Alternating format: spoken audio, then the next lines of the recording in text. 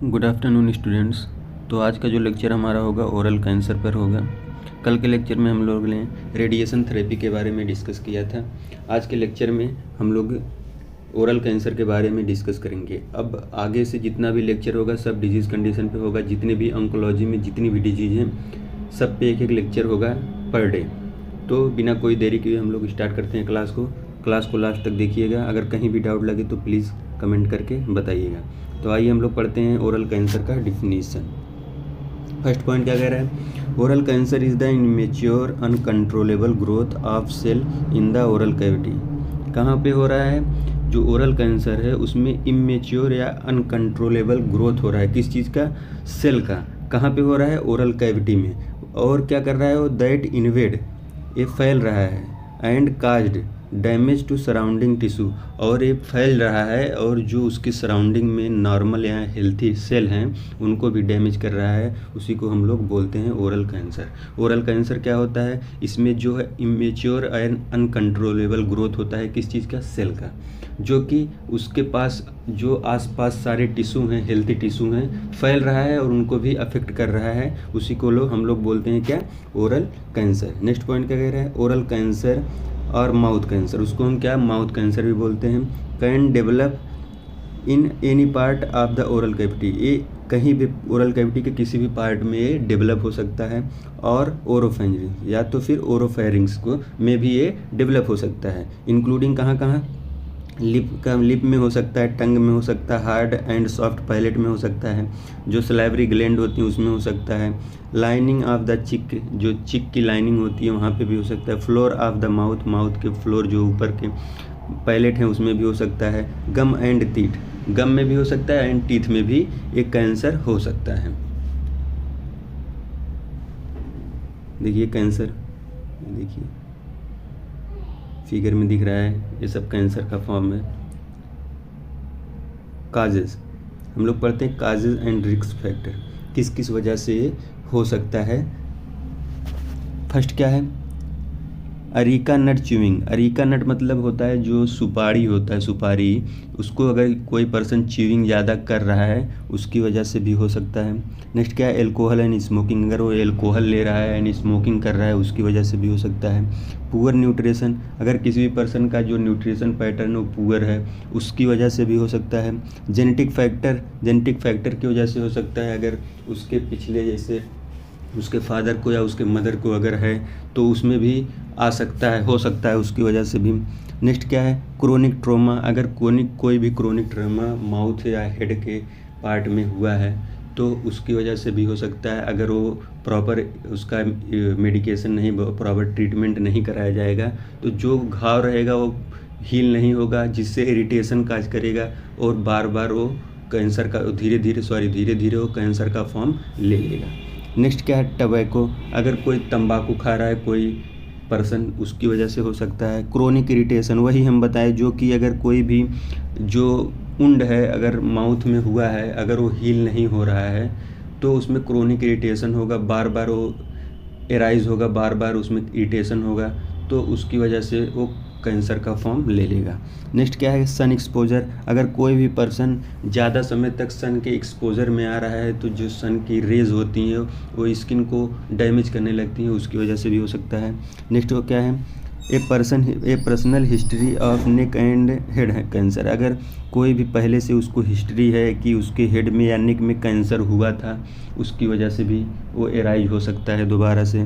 Next क्या है? HPV, human papilloma virus अगर है उसको, उसकी वजह से हो सकता है। अब HPV जो होता है वो जो DNA सेल का DNA होता है उसको डैमेज कर देता है, उसको जो चेंज कर देता है, जिसकी वजह से अनकंट्रोल ग्रोथ होने लगता है सेल का, उसकी वजह HPV भी एक कारण हो सकता है। नेक्स्ट क्या है? एज एंड सेक्स, अब एज और सेक्स की वजह से भी हो सकता है। कैसे हो सकता है? जो एज होता है, एज मतलब अगर कोई पर्सन ज़्यादा एज हो गया है, ओल्ड पर्सन हो गया हो, तो उसमें जो सेल का अक्यूमुलेशन होने लगता है और जो सेल के जेनेटिक मटेरियल होते हैं वो डैमेज होने लगते हैं, इसलिए एज की वजह से हो सकता है। और सेक्स क्या है? सेक्स की वजह से कि जो उसमें हार्मोनल, जैसे मेन है तो अलग हार्मोन सिक्रीट हो रहा है, फीमेल है तो अलग हार्मोन सिक्रीट हो रहा है, तो उसकी वजह से हार्मोनल के डिसबैलेंस की वजह से भी हो सकता है सेक्स सेक्स कारण बन सकता है। मेडिकेशन, अगर कोई भी मेडिकेशन ले रहा है पर्सन, उसकी वजह से भी, मेडिकेशन की भी वजह से कैंसर काज हो सकता है। नेक्स्ट हम लोग काजेज देखते हैं। इसमें भी देखिए वही दिया, tobacco, alcohol consumption, HPV, weekend, अगर हम मतलब हमारा इम्यून सिस्टम वीक हो रहा है किसी भी वजह से, मान लीजिए HPV वायरस की वजह से ही हमारा इम्यून सिस्टम वीक हो रहा है, उसकी वजह से हो सकता है। हेरिडेटरी मतलब जेनेटिक मटेरियल, अगर जेनेटिक फैक्टर है तो भी हो सकता है। एज का असर कर सकता है। अंडर न्यूट्रिशन जो हम लोग अभी पढ़े थे, पुअर न्यूट्रिशन, उसकी वजह से भी हो सकता है। इसमें भी वही दिया है, एज है, UV रेज है, डाइटरी हैबिट है, टोबैको है, अल्कोहल है, HPV है, जेनेटिक है, सब यही वही कारण जितना हम लोग ऊपर पढ़े हैं सबका कारण वही है कि इसकी वजह से हो सकता है। कंफर्म नहीं है, हो सकता है, नहीं भी हो सकता, क्योंकि रिस्क फैक्टर और काजेस दोनों एक ही है। हो सकता है, नहीं भी हो सकता है। रिस्क फैक्टर मतलब होता है कि चांसेस हैं होने के, और काजेस मतलब है कि कंप्लीट वही काज है। ठीक है, तो हो भी सकता है, नहीं भी हो सकता है। नेक्स्ट क्या हम लोग पढ़ते हैं, पैथोफिजियोलॉजी। पैथोफिजियोलॉजी मतलब कैसे हो रहा है कैंसर, क्या वही ड्यू टू इटियोलॉजिकल फैक्टर, कोई भी इटियोलॉजिकल फैक्टर या रिस्क फैक्टर अगर हो रहा है तो क्या लीड करेगा, changes in cellular structure and function, तो जो वहाँ के सेल होंगे उनके स्ट्रक्चर एंड फंक्शन को वो चेंज कर देगा। फिर लीड क्या करेगा, एबनॉर्मल प्रोलिफिकेशन। एबनॉर्मल प्रोलिफिकेशन मतलब होता है जो वहाँ पे ग्रोथ होने लगेगा, एबनॉर्मल सेल का ग्रोथ होने लगेगा। नेक्स्ट लीड टू क्या करेगा, formation of mass and tumour, तो वहाँ पे क्या करेगा, जो फॉर्मेशन कर लेगा, जब अनकंट्रोल सेल का ग्रोथ होने लगेगा तो वहाँ पे फॉर्मेशन मास का या ट्यूमर का फॉर्मेशन कर लेगा। फिर लीड टू क्या करेगा, InvIT surrounding tissue and lymph node, और ये फिर उसके वहाँ पे जो सराउंडिंग टिश्यू है उसमें भी ये फैलने लगेगा, ये स्प्रेड होने लगेगा, और जो वहाँ पे लिम्फ नोड भी प्रेजेंट होंगे उसमें भी ये स्प्रेड हो जाएगा, और वो क्या काज कर देगा, ओरल कैंसर, वहाँ पे वो कैंसर काज कर देगा। नेक्स्ट हम लोग देखते हैं क्लिनिकल मैनिफेस्टेशन, या तो फिर इसको हम क्या बोलते हैं, साइन एंड सिम्टम्स। फर्स्ट क्या है, वाइट और red patches on the lips, क्या वाइट एंड रेड पैचेस हो सकता है कहाँ पे, लिप्स पे, गम में, या फिर टंग में, या फिर बक्कल म्यूकोसा जो होती है बक्कल कैविटी, उसमें वाइट एंड रेड पैचेस हो सकते हैं, एक साइन ये हो सकता है। नेक्स्ट क्या है, पेन और डिफ़िकल्टी इन च्यूइंग, पेन भी हो सकता है, डिफ़िकल्टी कोई भी चीज़ खाने में चबाने में डिफ़िकल्टी हो सकती है, स्वेलिंग हो सकता है, एंड स्पीकिंग में भी प्रॉब्लम हो सकता है। नेक्स्ट पॉइंट क्या है, हॉर्सनेस ऑफ वॉइस, वॉइस जो होगी वो मोटी हो जाएगी, चेंज हो जाएगी। नेक्स्ट पॉइंट क्या है, लूजिंग ऑफ टीथ विदाउट, जो टीथ होगा वो लूज होने मतलब टूटने लगेगा या गिरने लगेगा, लूजिंग ऑफ टीथ मतलब टीथ जो है गिरने लगेगा, एक सिम्टम ये हो सकता है। नेक्स्ट क्या है, नंबनेस और pain in area of mouth that do not subside, numbness means क्या होता है, कहीं भी किसी भी चीज़ का सेंसेशन वहाँ का गायब हो जाना, उसको बोलते हैं नंबनेस। या फिर नंबनेस हो सकता है या फिर पेन होगा, अगर पेन हो रहा है किसी भी एरिया में, माउथ के किसी भी एरिया में पेन होगा तो डू नॉट सबसाइड, वो सबसाइड नहीं होगा, वो पेन होता ही रहेगा, वो कम नहीं होगा। नेक्स्ट क्या है, ब्लीडिंग इन माउथ, जो माउथ है वहाँ से ब्लीडिंग हो सकता है। नेक्स्ट पॉइंट क्या है, a lump which can be left side in the mouth और ऑन द नेक, जो एक लम्फ हो सकता है, लम्फ मतलब क्या होता है कि कोई भी टिश्यू का एक्युमुलेशन कहीं पे हो सकता है, कहाँ पे हो सकता है, left side in the mouth के लेफ्ट साइड में, या फिर जो नेक होता है वहाँ पर लम्फ का एक फॉर्मेशन हो सकता है। नेक्स्ट पॉइंट क्या है, ज्वा पेन, जो जुआ होगा हमारा उसमें पेन हो जाएगा, या तो फिर स्टिफनेस जो है फिर वो स्टिफ हो जाएगा, टाइट कड़ा हो जाएगा, जिसे स्टिफ की तरह हो जाएगा कि उसको हम अच्छे से मूवमेंट नहीं कर पाएंगे। नेक्स्ट पॉइंट क्या है, सोर थ्रोट हो सकता है। नेक्स्ट पॉइंट क्या है, डिफ़िकल्टी वेयरिंग डेंचर, जो हमारे दांत हैं उसका हम जो डिफ़िकल्टी होने लगेगा, अगर उसमें हम कोई आर्टिफिशियल डेंचर ले रहे हैं उसमें भी डिफ़िकल्टी होगी। नेक्स्ट पॉइंट क्या है, ए sore throat on the lips और in the mouth that do not heal, कोई भी सोर थ्रोट हो सकता है माउथ में भी या लिप में भी हो सकता है और वो हील नहीं होगा। नेक्स्ट पॉइंट क्या है, इरिटेशन होगा पेशेंट को। नेक्स्ट क्या है, वेट लॉस हो जाएगा उसका। नेक्स्ट क्या है, बैड ब्रीथ, उसका जो ब्रीथ सांस लेगा वो बैड स्मेल करेगा। नेक्स्ट क्या है, स्वेलिंग ऑफ जॉ, जो जॉ रहेगा उसमें स्वेलिंग हो जाएगा। वही चीज़ इसमें भी देखिए दिया है, swelling neck, bleeding gum, tongue and heal does not heal, जो टंग में कोई भी अगर हीलिंग वो हील नहीं होगा। नेक्स्ट क्या है, डिफ़िकल्टी इन वेयरिंग डेंचर, जो भी डेंचर रहेगा उसको हम जैसे कोई आर्टिफिशियल हम होता है ना कि जो टीथ का डेंचर लगाते हैं वो भी नहीं, वो उसको पहनने में भी डिफ़िकल्टी होगी। नेक्स्ट क्या है, नॉट हीलिंग अल्सर और लिप्स, अगर कोई भी अल्सर कैंसर हो रहा है, अल्सर का फॉर्म ले लिया है, वो हील नहीं होगा। नेक्स्ट क्या है, कैंसर ग्रोथ ऑन लिप, वो धीरे धीरे कहाँ पे लिप्स भी ग्रोथ कर सकता है। ये सब सिम्टम्स देखने को मिलते हैं किसमें, ओरल कैंसर में। नेक्स्ट क्या है, डायग्नोस्टिक इवैल्यूएशन। डायग्नोस्टिक इवैल्यूएशन हम क्या क्या करते हैं, हिस्ट्री, मेडिकल हिस्ट्री या हिस्ट्री कलेक्शन, या फिर हम उसका मेडिकल हिस्ट्री लेंगे, या फिर पहले अगर उसको कोई भी कैंसर से कभी भी वो सफ़र किया है कि नहीं, उसकी हिस्ट्री कलेक्शन, हिस्ट्री को कलेक्ट करेंगे, प्रीवियस हिस्ट्री को भी कलेक्ट करेंगे हम लोग। नेक्स्ट क्या है, फिजिकल एग्जामिनेशन, उसका head to toe physically examination हम करेंगे। नेक्स्ट क्या है, साइटोलॉजी। साइटोलॉजी क्या किस लिए करेंगे, to detect oral cancer. Cytology क्या होता है, जो वहाँ की सेल होती हैं उनका हम जो पैथोलॉजी में क्या करते हैं, उसकी स्टडी करते हैं ओरल की, उसमें कैंसर सेल प्रेजेंट है कि नहीं, उसी को बोलते हैं साइटोलॉजी। बायोप्सी क्या होता है, बायोप्सी वहाँ का कलेक्शन ऑफ टिश्यू, थोड़ा सा कलेक्शन लेंगे, स्मॉल कलेक्शन लेंगे टिश्यू का, और उसको माइक्रोस्कोपिक एग्जामिनेशन करेंगे, उसमें डिटेक्ट करेंगे वहाँ पे कौन से को ओरल कैंसर का मतलब कैंसर फॉर्म, कौन सा कैंसर फॉर्म हो रहा है। नेक्स्ट पॉइंट क्या है, लैरिंजोस्कोपी। लैरिंजोस्कोपी क्या होता है, एक लैरिंग्स नाम का इंस्ट्रूमेंट होता है जिसमें लाइट लगी होती है और वो यल आकार का होता है, उसको माउथ में इंसर्ट करके वहाँ की जो लैरिंग्स होते हैं उसको हम विजुलाइज करते हैं उसके थ्रू, उसी को बोलते हैं लैरिंगोस्कोपी। नेक्स्ट क्या है, इंडोस्कोपी। इंडोस्कोपी भी एक वैसा इंस्ट्रूमेंट होता है जिसको इंडोस्कोपी मतलब होता है हम एब्डोमेन तक पूरा विजुअलाइजेशन उससे करते हैं। नेक्स्ट क्या है, एक्सरे कराएंगे, एक्सरे में हम चेक करेंगे कि कहाँ पे कोई दिक्कत, कहाँ पे शॉर्ट थ्रोट हुआ है, कहाँ पे उसको प्रॉब्लम हो रही है, लैरिंग्स में हो रहा है, फेरिंग्स में हो रहा है, कहाँ पे हो रहा है उसको हम देखेंगे। नेक्स्ट सीटी स्कैन करवाएंगे हम, उसमें उसका जो पिक्चर चेक करेंगे उस जगह का जहाँ पे उसको दिक्कत हो रहा है। नेक्स्ट क्या है, एमआरआई भी करेंगे। ये सब इमेजिंग है, इमेजिंग होता है, इसमें इमेज दिखता है, ये सब हम लोग करवाएंगे किसमें, डायग्नोस्टिक इवैल्यूएशन में, अगर ओरल कैंसर हुआ है तो, हो रहा है तो। नेक्स्ट क्या है, मैनेजमेंट। मैनेजमेंट क्या होता है कि हम कैसे उसको ओरल कैंसर को मैनेज करेंगे।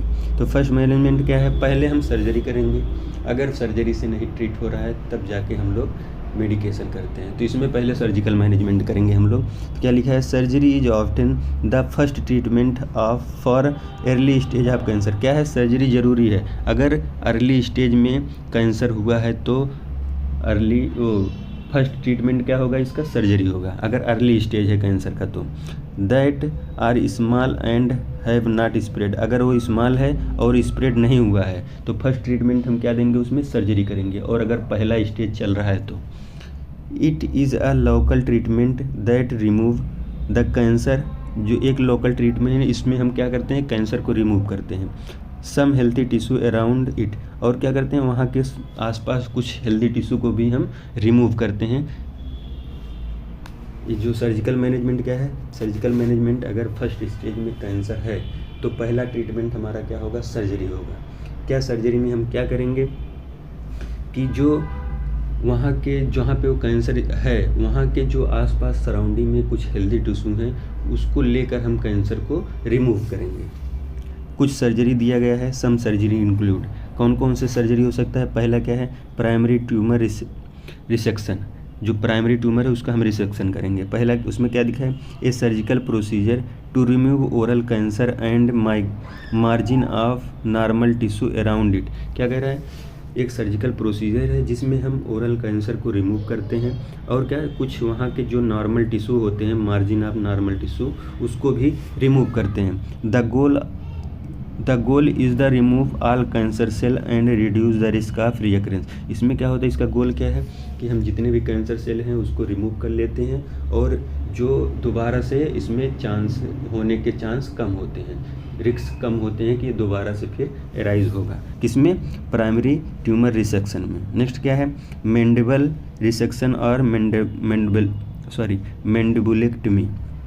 दूसरी सर्जरी क्या है, इसमें क्या करते हैं, ये surgical procedure where part of all of the jaw lower jaw bone is removed. क्या कह रहा है, ये भी सर्जिकल प्रोसीजर है जिसमें जहाँ पे पार्ट, वहाँ एक पार्ट को या फिर वहाँ पूरे जॉ को हम जॉ बोन को ही रिमूव कर देते हैं, मैंडिबल को रिमूव कर देते हैं। किसमें? मैंडिबल रिसेक्शन में। वहाँ पे एक सर्जिकल प्रोसीजर है, वहाँ के या तो एक पार्ट को या तो फिर पूरे जॉ को हम जॉ बोन को ही रिमूव कर देते हैं इसमें, उसी को बोलते हैं मैंडिबल रिसेक्शन या मैंडिबुलेक्टमी।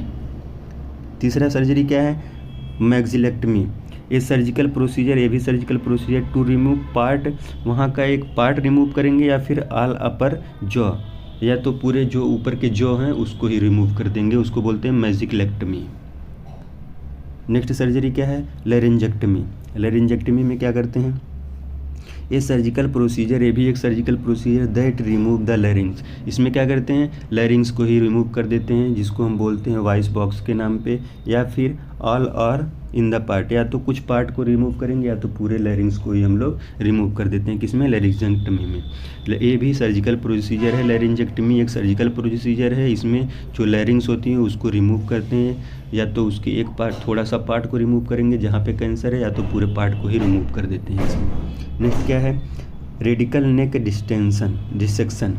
इसमें क्या होता है? ये सर्जिकल प्रोसीजर, ये भी एक सर्जिकल प्रोसीजर है दैट रिमूव्स ऑल और most of the lymph node in the neck along with other tissue. क्या कह रहा है? इसमें क्या है, या तो एक लिम्फ नोड को या तो पूरे जितनी उधर लिम्फ नोड हैं सबको रिमूव कर देंगे, ठीक है, नेक के पास जितने भी लिम्फ नोड हैं सबको रिमूव कर देंगे एलोंग विथ अदर टिश्यू, और अदर टिश्यू, कुछ अदर टिश्यू को भी लेके हम लोग उसको पूरा रिमूव कर देंगे। या तो फिर ये भी सर्जिकल प्रोसीजर क्या है?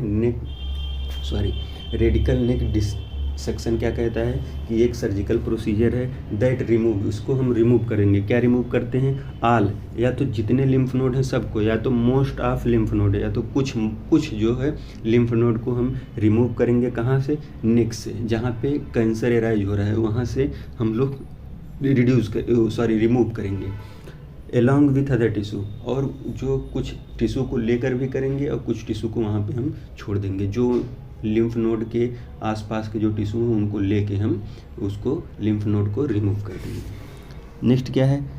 Plastic surgery. प्लास्टिक सर्जरी में क्या करते हैं? ये सर्जिकल प्रोसीजर ये भी है, स्पेशली द इन्वॉल्व रीशेपिंग। जो जहाँ से हम सर्जरी किए रहते हैं वहाँ के साइज जो शेप होते हैं उसको रीशेप में करते हैं या रिपेयर करते हैं वहाँ के टिश्यू को, and skin improve the appearance और फंक्शन, ताकि वहाँ के जो फंक्शन है सेल के उसको हम इम्प्रूव कर सकें, उसी को बोलते हैं प्लास्टिक सर्जरी। प्लास्टिक सर्जरी क्या है? ये जो एक सर्जिकल प्रोसीजर है, इसमें जो सेल या टिश्यू होते हैं उनको रीशेप में लाते हैं ताकि उनका फंक्शन और अपीयरेंस जो है वो अच्छा हो सके, इसीलिए हम प्लास्टिक सर्जरी करते हैं। दूसरा मैनेजमेंट क्या है? Medical management. मेडिकल मैनेजमेंट में हम फर्स्टली क्या देंगे? कीमोथेरेपी। कीमोथेरेपी क्या होता है? Chemotherapy use anti cancer drug to kill cancer cell. Chemotherapy use करके हम एंटी कैंसर सेल को प्रोवाइड करते हैं ताकि हम कैंसर सेल जो हैं उनको किल कर सकें। उसमें क्या क्या हो सकते हैं? 5-फ्लोरोसिल हो सकता है, मेथोट्रेजेट हो सकता है, सिस्प्लास्टिन हो सकता है, बिलोमाइसिन हो सकता है, और बहुत से ड्रग हैं एंटी कैंसर ड्रग जो कि हम उसको देके कैंसर सेल को वहाँ से हम ट्रीट कर सकते हैं कीमोथेरेपी में। नेक्स्ट क्या है? Radiation therapy. रेडिएशन थेरेपी क्या होता है?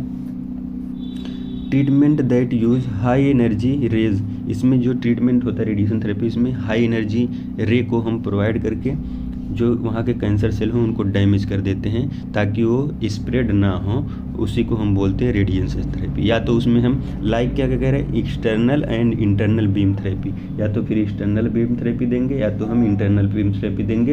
एक्सटर्नल बीम थेरेपी को हम लोग टेलीथेरेपी बोलते हैं और इंटरनल को ब्रेकीथेरेपी बोलते हैं, जो कि हम लोग रेडिएशन थेरेपी में ऊपर पढ़े थे। और कीमोथेरेपी की जो ड्रग लिखी है वो हम लोग कीमोथेरेपी में ऊपर डिस्कस किए थे पिछले क्लास में। सब हम लोग कीमोथेरेपी के बारे में और रेडिएशन थेरेपी के बारे में, दोनों के बारे में डिस्कस किए थे। नेक्स्ट सी क्या है? Gene therapy. जीन थेरेपी एक नई थेरेपी आप लोग सुन रहे होंगे, ये भी कैंसर पेशेंट को किया जाता है। इसमें क्या होता है? A healthy gene introduce in the body, एक हेल्दी जीन को हम इंट्रोड्यूस करते हैं कहाँ पे, बॉडी में, टू रिप्लेस म्यूटेटेड जीन, जो अफेक्ट हुए हैं जीन उनको रिप्लेस करके एक हेल्दी जीन को वहाँ पे रिप्लेस कर देते हैं, उसी को बोलते हैं जीन थेरेपी। जीन थेरेपी क्या होता है कि जो एक हेल्दी सेल को, हेल्दी जीन को हम लोग इंट्रोड्यूस करते हैं बॉडी में, जहाँ पे जो म्यूटेटेड जीन है उसको रिमूव करके वहाँ पे हेल्दी जीन को पेस्ट कर देते हैं, उसी को बोलते हैं जीन थेरेपी।